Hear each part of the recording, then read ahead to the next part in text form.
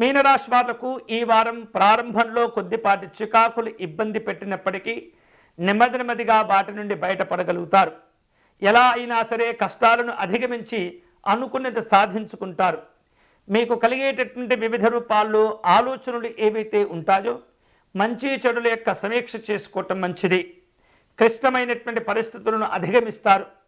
సంఘంలో మంచి గౌరవ మర్యాదలు కూడా ఏర్పడుతూ ఉంటాయి. స్థిరాస్తులను జాగ్రత్తగా కాపాడుకోవాలి. క్రయ విక్రయాలలో తొందరపడకూడదు. వివిధ రూపాల్లో వాటికి సంబంధించినటువంటి ఒప్పందాలు కూడా కుదుర్చుకోగలుగుతారు. నూతన వ్యక్తులతో పరిచయాలు ఏర్పడుతుంటాయి. వివిధ రూపాల్లో కష్టపడి పనిచేయటం ద్వారా అనేక శుభాలు కూడా కలిసి వస్తుంటాయి. వాహన యోగాలు ఉంటాయి. సామాజిక గౌరవాలు కలిసి వస్తాయి. వ్యాపారపరమైనటువంటి అంశాల్లో సమస్యలను జాగ్రత్తగా అర్థం చేసుకోగలుగుతారు. చాకచక్యంగా వ్యవహరించి వాటిని అధిగమిస్తారు.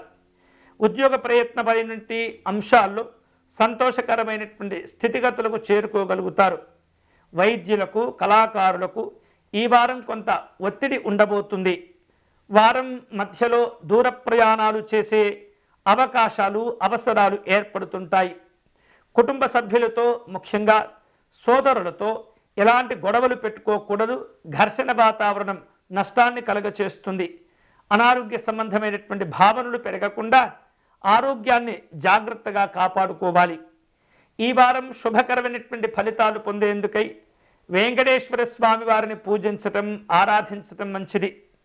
వెంకటేశ్వర స్వామి వారికి అష్టోత్తర శతనామార్చన నిర్వహించటం, కర్పూరంతో నీరాజనం సమర్పణ చేయటం, స్వామివారికి సాష్టాంగ నమస్కారం చేసుకోవటం, పేదవారికి అన్నదానము, కాయగూరలు దానం చేసుకోవటం వలన అనేకమైనటువంటి గ్రహ దోషాలు తొలగించుకునే అవకాశం కలుగుతుంది. ఆనందమైనటువంటి శుభాలు కలిసి వస్తాయి. ఇవి ఈనాటి వార ఫలము. తిరిగి వచ్చే వారం మళ్ళీ మన వార ఫలాలు కార్యక్రమంలో కలుసుకుందాం. అంతవరకు సెలవు. స్వస్తి.